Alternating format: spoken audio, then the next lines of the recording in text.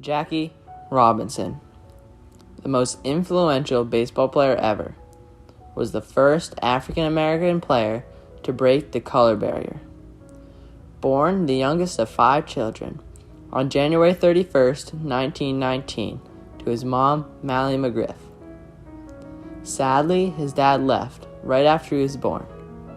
As a 1-year-old, his family moved to Pasadena, California from Cairo, Georgia. Everybody in Jackie's family loved to play sports. It was super athletic. His older brother Mac even won a silver medal for track in the 1936 Olympics. Growing up, Jackie played a variety of sports, starring in every one he tried.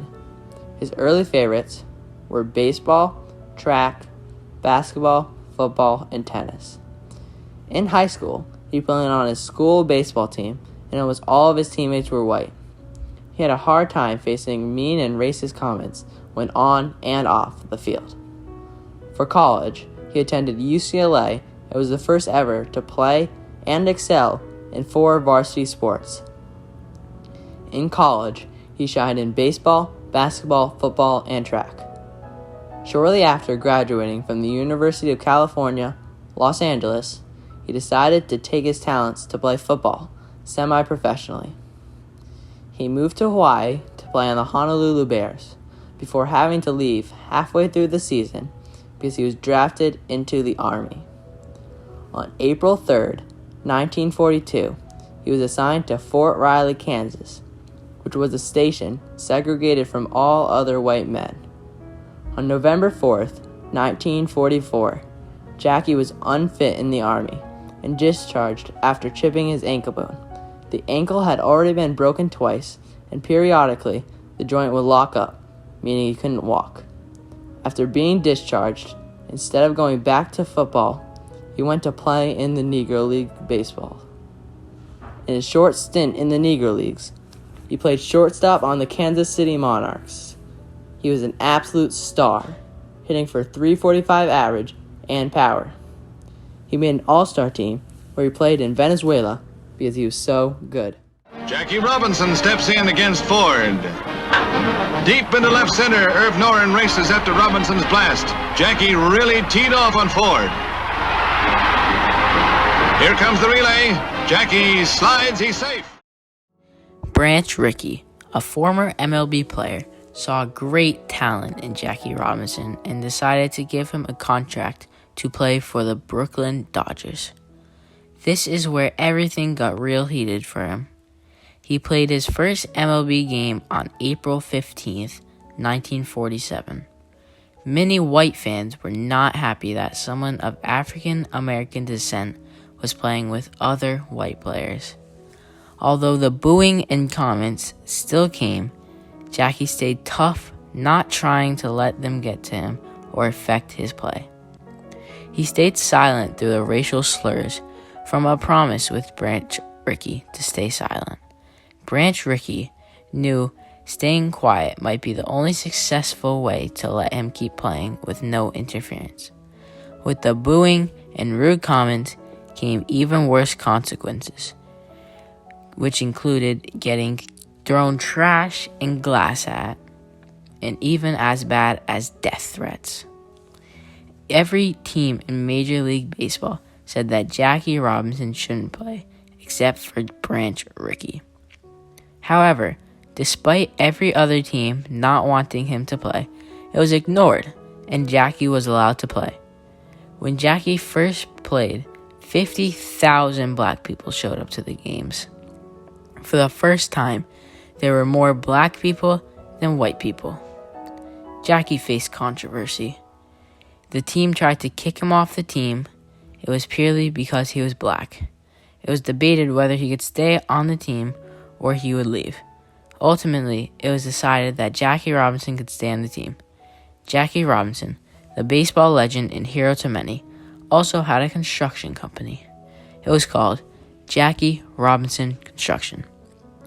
His goal was to make affordable houses for families in need. In 1964, Jackie Robinson was the co-founder of Freedom National Bank of Harlem. It was owned by a black man who tried to financially help African Americans in the community. As he kept playing, he broke new boundaries and barriers, influencing other big African American names to do what Jackie did. Martin Luther King Jr. said this to Jackie Robinson: "You have made every Negro in America proud through your baseball prowess and your inflexible demand for equal opportunity for all."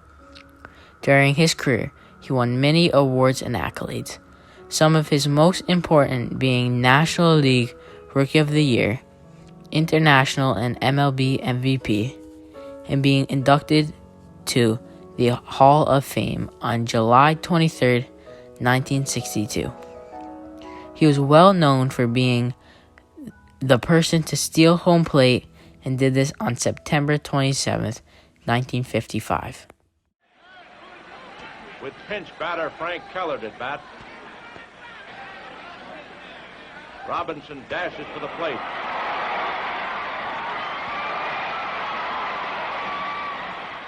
It's close, and umpire Summers calls him safe on the daring maneuver.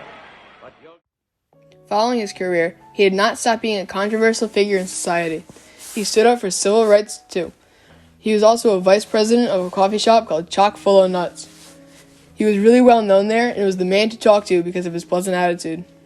Looking for equality, Jackie started to raise money for African Americans. Much of his money was used donating to two charities, the National Association of Colored People and the Southern Christian Leadership Conference.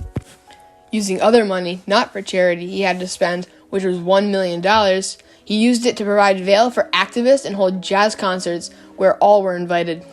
Just like Martin Luther King, Jackie tried to get equality for all people because of future generations, especially his daughter, Sharon. On August 28, 1963, Jackie Robinson took part on the March on Washington, where shortly after Martin Luther King gave his I Have a Dream speech. At the age of 53, on October 24, 1972, in Stamford, Connecticut, he had died of a heart attack in his house. Recently, in 2013, there was a movie made called 42, which is basically a biography about Jackie Robinson's life. Chadwick Boseman starred as Jackie Robinson. Chadwick talks about how he wants to do this to honor the Robinson family and did not want to screw up his shot at being his idol. Even after passing away, Jackie's legacy continued on. Also, the Jackie Robinson Foundation was founded in 1973. It was founded by Jackie's dearly beloved wife, Rachel Robinson. The Jackie Robinson Foundation gives the nation's premier scholarships. It also offers leadership development programs for the minority college students. JRF will inspire and challenge the general public around the ideals embodied in the legacy of its namesake, which is a direct quote from the Jackie Robinson Foundation website. Jackie Robinson Foundation scholars receive $30,000 over 4 years and participate in a 4-year program that provides a job placement. 9 days before his death, the MLB even retired his number on the Brooklyn Dodgers. On April 15, 1997, on Jackie Robinson's 50th anniversary of his debut, the MLB retired the number across the whole league, meaning no player could ever wear it again. Possibly Jackie's most known for Jackie Robinson Day.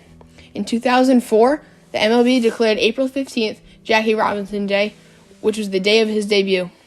On Jackie Robinson Day, every player wears number 42 on the back of their jersey to remember him. This upcoming April 15th will be the 75th anniversary of his first game. This video from the MLB talks about Jackie Robinson Day and how we celebrate it. Jackie Robinson was asked to be strong, taking the field with honor and grace, while opening the door for others. In this time of uncertainty, MLB Network celebrates Jackie Robinson Day and the strength of all who rise above, knowing we will again celebrate our national pastime as one.